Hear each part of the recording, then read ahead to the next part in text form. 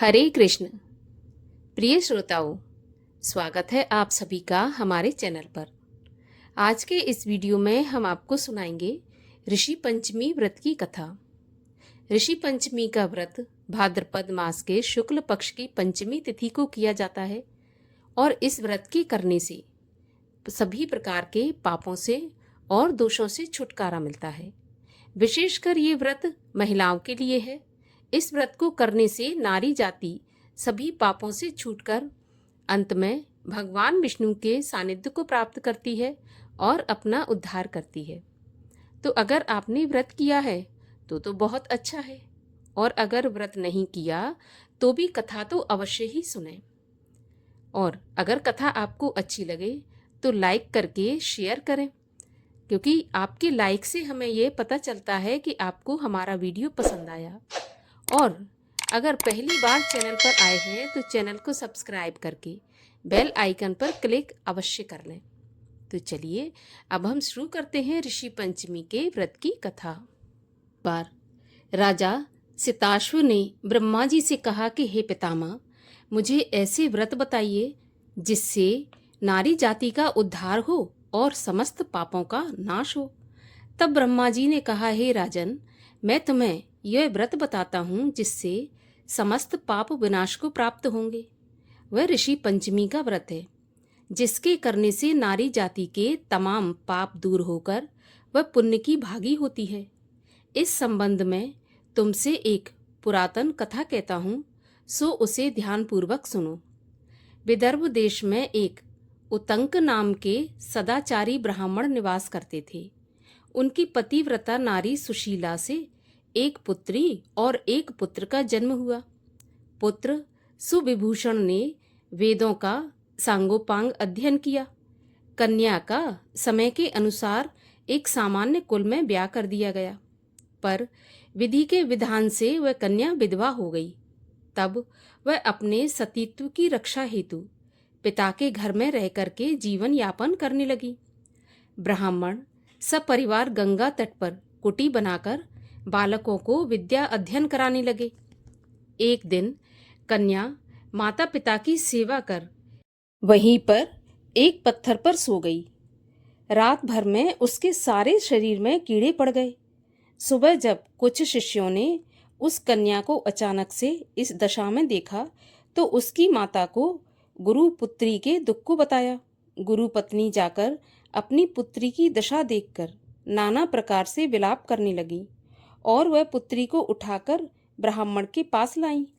ब्राह्मण भी पुत्री की दशा देख करके अति विस्मय और दुखी हुए। तब ब्राह्मणी ने हाथ जोड़कर कहा कि महाराज, ऐसा क्या कारण है कि इस पुत्री के सारे शरीर में कीड़े पड़ गए? तब ब्राह्मण ने ध्यान लगाकर देखा तो पता चला कि वह पूर्व जन्म में भी ब्राह्मणी थी। तो एक दिन रजस्वला होते हुए भी इसने घर के तमाम बर्तन भोजन सामग्री छू ली थी और ऋषि पंचमी व्रत को भी अनादर से देखा। उसी दोष के कारण इस पुत्री के शरीर में कीड़े पड़ गए, क्योंकि रजस्वला वाली नारी प्रथम दिन चांडालनी के बराबर, दूसरे दिन ब्रह्मघातनी के समान और तीसरे दिन धोबिन के समान शास्त्र दृष्टि से दूषित मानी जाती है। तुम्हारी कन्या ने ऋषि पंचमी व्रत के दर्शन अपमान के साथ किए। इससे इसका ब्राह्मण कुल में जन्म तो हुआ, पर शरीर में कीड़े पड़ गए। तब सुशीला ने कहा, महाराज, ऐसे उत्तम व्रत को आप विधि के साथ वर्णन कीजिए, जिससे संसार के सारे प्राणी मात्र इस व्रत से लाभ उठा सकें। तब ब्राह्मण बोले कि हे सधर्मणी, यह व्रत भाद्रपद मास की शुक्ल पक्ष की पंचमी को धारण किया जाता है। पंचमी के दिन किसी नदी में स्नान करके व्रत धारण कर सायंकाल सप्त ऋषियों का पूजन विधि विधान से करना चाहिए। भूमि को गऊ के गोबर से लीप के उस पर अष्टदल कमल बनाकर नीचे लिखे सप्त ऋषियों की स्थापना करके प्रार्थना करनी चाहिए। हे महर्षि कश्यप, अत्रि, भारद्वाज, विश्वामित्र, गौतम, जमदग्नि और वशिष्ठ महर्षियों की स्थापना कर आचमन, स्नान, चंदन, फूल, नैवेद्य आदि से पूजन करके व्रत सफल होने की कामना करनी चाहिए। इस व्रत को करके उद्यापन भी विधि पूर्वक करना चाहिए। चतुर्थी के दिन एक बार भोजन करके पंचमी के दिन व्रत आरंभ करें। सुबह नदी या जलाशय में स्नान करके गोबर से लीप के सर्वतोभद्र चक्र बना के उस पर कलश स्थापित करें। कलश के कंठ में नया वस्त्र बांधें। पूजा सामग्री एकत्र कर अष्टदल कमल पर सप्तऋषियों की स्वर्ण प्रतिमा स्थापित करें। फिर षोडश उपचार से पूजन करके रात्रि को पुराण का श्रवण करें। फिर सुबह ब्राह्मण को भोजन कराकर दक्षिणा देकर संतुष्ट करें। इस प्रकार व्रत तथा उद्यापन करने से नारी सुंदर रूप लावण्य को प्राप्त होकर सौभाग्यवती होकर धन पुत्र से संतुष्ट होकर अंत में देवलोक को प्राप्त होती है। एक बार धर्मराज युधिष्ठिर ने भगवान श्री कृष्ण से पूछा, हे जनार्दन, कृपा करके आप मुझे उस व्रत को विधि सहित बताइए जिसके करने से नारी जाति अनेकों पापों से मुक्त होकर अनेकों यज्ञों का पुण्य प्राप्त करके अंत समय में भगवान विष्णु आदि देवताओं के लोक में निवास करती है। मुझे इस कथा के विषय में विस्तार से समझाइए। तब भगवान श्री कृष्ण बोले, हे धर्मराज, भाद्रपद मास के शुक्ल पक्ष की पंचमी को सप्त ऋषियों की पूजा करके ऋषि पंचमी का व्रत किया जाता है। इस व्रत के करने से स्त्री रजस्वला से मुक्त होती है, अर्थात रजस्वला स्त्री से जाने अनजाने में अनेकों त्रुटियां हो जाती हैं। उन त्रुटियों के कारण से नारी को जीवन में अनेकों कष्ट उठाने पड़ते हैं। उन कष्टों के निवारण के लिए यह ऋषि पंचमी का व्रत किया जाता है। यह अत्यंत पावन व्रत है। इसको अत्यंत पवित्रता के साथ करना चाहिए। इस व्रत के करने में किसी भी प्रकार की त्रुटि नहीं होनी चाहिए, क्योंकि जब देवराज इंद्र ने वृत्रासुर राक्षस को मारा था तब उन्हें ब्रह्म हत्या का पाप लगा था। उस समय ब्रह्म हत्या के 4 भाग करके एक भाग स्त्री के रज में, दूसरा नदी के फेन में, तीसरा पर्वतों में और चौथा भाग अग्नि की प्रथम ज्वाला में विभक्त किया गया था। इससे हर वर्ण जाति की नारी को रजस्वला होने पर पहले दिन चांडालिन, दूसरे दिन ब्रह्मघातनी, तीसरे दिन धोबिन के समान दोषी माना जाता है। इससे उन दिनों में किसी भी वस्तु का छूना मना होता है। छूने से वह वस्तु अपवित्र होकर दूषित हो जाती है। इस ऋषि पंचमी के व्रत के करने से वह दोष मुक्त होकर नारी मोक्ष को प्राप्त होती है तथा पवित्र हो जाती है। हे राजन, विदर्भ देश में एक शेनजित नाम का अत्यंत प्रतापी, यशस्वी तथा न्यायप्रिय राजा रहता था। उसी राज्य में एक सुमित्र नाम का विद्वान ब्राह्मण था।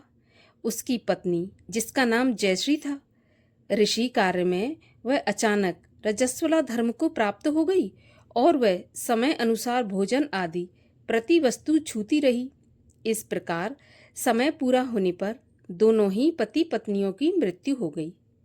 मृत्यु के बाद पुनर्जन्म में ब्राह्मणी को कुतिया का जन्म मिला और ब्राह्मण को बैल का जन्म मिला तथा अपने तप के प्रभाव से दोनों को अपने पूर्व जन्म के पूरी बातों का स्मरण रहा। वह दोनों अपने ही पुत्र के घर पर पल रहे थे। एक दिन श्राद्ध पक्ष में ब्राह्मण पुत्र ने अपने पिता की श्राद्ध तिथि के दिन विधि पूर्वक ब्राह्मण भोज किया तथा अपनी पत्नी को अत्यंत स्वादिष्ट पकवान बनाने की आज्ञा दी। इधर ब्राह्मण पुत्र वधू ने विविध पकवान, खीर आदि भोजन बनाकर तैयार किए। दुर्भाग्य से उस खीर में एक सर्प ने विष उगल दिया। यह हाल ब्राह्मणी, जो कि कुतिया की योनि में सब देख रही थी, उसने सोचा कि यदि ब्राह्मण यह भोजन करेंगे तो वह समाप्त हो जाएंगे। इससे मेरे पुत्र को ब्रह्म हत्याओं का भारी पाप लगेगा। इस प्रकार से सोचकर अपनी पुत्र वधू की दृष्टि बचाकर उस कुतिया ने खीर को झूठा कर दिया। तब बहू ने उस कुतिया को किवाड़ में बंद कर इतना मारा कि उसकी कमर तोड़ दी और खीर फेंककर दोबारा दूसरी खीर बना ली। फिर श्राद्ध का ब्राह्मणों को भोजन कराया। रात्रि में कुतिया ने अपने पूर्व पति, जो कि बैल की योनि में था, उसको जाकर सारा हाल बता दिया। तब वह बैल बोला, हे प्रिय, क्या बात हुई? किस कारण लाठी मारकर तुम्हारी कमर तोड़ दी? ये सारी कथा मुझे विस्तार से बताओ।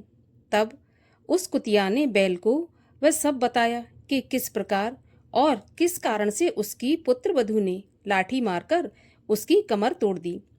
वह अपना संपूर्ण समाचार सुनाकर कहने लगी कि स्वामी, हमारा इस योनि से कैसे छुटकारा होगा?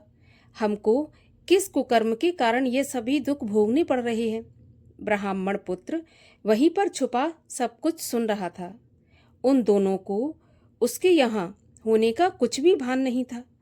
तब वह बैल बोला, हे प्रिय, तुम्हारे ही दूषित कर्म एवं पापों को भोगने हेतु आज मुझे बैल होना पड़ा। यह कहकर उसने अपने पूर्व जन्म की संपूर्ण कथा बताई। जब वह रजस्वला के समय भोजन आदि सभी सामान छूती रहती थी, उसी पाप के कारण तुमको कुतिया तथा मुझको बैल की योनि प्राप्त हुई है, जिस पर अभी भी तुम्हारे स्वभाव में कोई भी परिवर्तन नहीं है, क्योंकि तुम्हारी कुतिया की योनि है, फिर कुत्ते का स्वभाव भी वैसा ही होता है। उसी स्वभाव के कारण ही तुम्हारे ऊपर इन सब बातों का कोई असर नहीं है। देखो, ये पूरा परिवार हमारा पिछले जन्म का ही परिवार है। ये मेरा पुत्र है, जिसने आज मुझे पूरे दिन मुंह बांधकर हल में चलाया। घर पर इसकी पत्नी ने मेरे नाम का ही श्राद्ध किया है और मेरे ही नाम से ब्राह्मण भोजन कराया है, जबकि सुबह से मैं निरंतर हल में चल रहा हूँ। अभी तक मुझे खाने को चारे का एक तिनका भी नहीं दिया। ये सब तेरे उस दुष्कृत्य का ही प्रभाव है। उन दोनों की पूरी बात सुनकर उसको घोर कष्ट हुआ। वहां से आकर उन बैल एवं कुतिया दोनों माता पिता को भोजन देकर वह अत्यंत दुखी हो वन में चला गया। वह तलाश करते हुए वहां एक ऋषि आश्रम पर पहुंचा। वहां उसने कुछ समय बिताया। एक दिन सुअवसर जानकर ऋषियों से पूछा कि हे दयालु, मेरे माता पिता कुतिया और बैल की योनि भोग रहे हैं। वे इस योनि से किस प्रकार मुक्त होंगे? कृपा करके मुझे कोई उपाय बताइए, जिससे कि मेरे माता पिता को इस पाप से मोक्ष मिले। तब ऋषि बोले, पुत्र, तुमको यह ज्ञात कैसे हुआ? तब उस ब्राह्मण पुत्र ने ऋषि को वह सारी कथा, जो कि बैल रूप में अपने पिता के द्वारा सुनाई गई थी, वह सभी बता दी। इस योनि को भोगने में मेरी माताजी अधिक दोषी हैं। उन्हीं के पिछले आपराधिक दुष्कर्म के कारण पिताजी को भी बैल की योनि भोगनी पड़ रही है, तथा अब वह दोनों ही मेरे ही घर पर हैं। हे ऋषिवर, कृपा करके कोई ऐसा उपाय बताइए जिससे मेरे माता पिता की ये योनि छूट जाए तथा उनके संपूर्ण दोष नष्ट हों। ऋषि बोले, पुत्र, तुम धन्य हो। इस संसार में ऐसे पुत्र कम ही पाए जाते हैं जो अपने माता पिता के सुख चैन के विषय में सोचें। उन्हें तो अपनी तथा अपनी पत्नी और अपनी संतान की ही चिंता रहती है। तुमने अपने माता पिता की मात्र आत्मा की मुक्ति हेतु सोचकर हमें आह्लादित किया है। हे पुत्र, सुनो, पूर्व जन्म में तुम्हारे माता पिता ऋषि मुनियों की निरंतर सेवा में रहा करते थे। तुम्हारी माता जब रजो धर्म से थी, तब वह ऋषि सेवा कार्य करती रही। उस समय उसके द्वारा छूने वाली हर वस्तु दूषित हो गई। इस प्रकार ऋषियों पर भी प्रभाव पड़ा। तब उनको ऋषियों ने गुप्त रूप से श्राप दे दिया। उसी से तुम्हारे पिता ने बैल और माता ने कुतिया का जन्म पाया। अब इनके मोक्ष के लिए तुम घर जाकर भाद्रपद मास के शुक्ल पक्ष की पंचमी को ऋषि पंचमी का व्रत करो तथा दोनों ही पति पत्नी उस व्रत का फल अपने माता पिता के हित में संकल्प करके दे दो। तब वे इस पशु योनि से मुक्त हो जाएंगे तथा स्वर्ग में वास करेंगे। तब इस व्रत का पुण्य कार्य से तुम्हारे माता पिता के आशीर्वाद से तुम भी फलीभूत होगे। तुम्हारा कार्य भी निष्फल नहीं होगा। अतः तुम यह कार्य दोनों प्राणी मिलकर श्रद्धा पूर्वक विधि विधान से करो। ऋषियों की बात को सुनकर ब्राह्मण पुत्र अपने घर आया और अपनी पत्नी को संपूर्ण समाचार बताया। पत्नी की सहमति से दोनों ने उस व्रत को भाद्रपद मास की शुक्ल पक्षीय पंचमी को अत्यंत श्रद्धा भाव से विधि पूर्वक किया तथा पंडित जी को बुलाकर उस व्रत का फल तथा संकल्प अपने माता पिता के लिए कर दिया, जिसके प्रभाव से वह दोनों ही अपनी पशु योनि से मुक्त हुए तथा विमान द्वारा देवलोक को प्रस्थान कर गए। हे राजन, जो नारी इस व्रत को संपूर्ण विधि के साथ अत्यधिक श्रद्धा भाव से पालन करती है तथा सप्त ऋषियों का पूजन आदर सहित करती है, वह भयंकर रजस्वला दोष से मुक्त होकर धन धान्य पुत्र पौत्र आदि का सुख भोगती है, सौभाग्यवती होकर अमर पद को प्राप्त करती है। इसलिए इस व्रत के करने से नारी जाति का समस्त पापों से उद्धार होता है। यह विशेषकर नारी के उपयोग का ही व्रत है। पितृ आत्म तुष्टि हेतु दंपति भी इसको कर सकते हैं, अर्थात पति पत्नी दोनों इसको कर सकते हैं। जो फल अनेकों तीर्थों के करने से प्राप्त होता है, वही फल एक बार इस व्रत को करने से प्राप्त होता है। हे युधिष्ठिर, इस व्रत का महान फल होता है। इस प्रकार भगवान श्री कृष्ण ने सभी पापों से मुक्त करने वाली ऋषि पंचमी व्रत का व्याख्यान युधिष्ठिर को सुनाया। बोलिए भगवान शंकर की जय, सप्त ऋषियों की जय, भगवान श्री कृष्ण की जय। और आइए अब करते हैं भगवान शिव की आरती। ओम जय शिव ओमकारा स्वामी हर शिव ओमकारा, ब्रह्मा विष्णु सदा शिव अर्धांगी धारा। ओम जय शिव ओमकारा, एकानन चतुरानन पंचानन राजे, हंसासन गरुणासन वृषवाहन साजे। ओम जय शिव ओमकारा, दो भुज चार चतुर्भुज, 10 भुज ते सोहे, तीनों रूप निरखता त्रिभुवन जन मोहे। ओम जय शिव ओमकारा, अक्षमाला वनमाला मुंडमाला धारी, चंदन मृग मद सोहे, भोले शुभकारी। ओम जय शिव ओमकारा, श्वेतांबर पीतांबर बाघंबर अंगे, सनकादिक ब्रह्मादिक भूतादिक संगे। ओम जय शिव ओमकारा, कर के मध्य कमंडल चक्र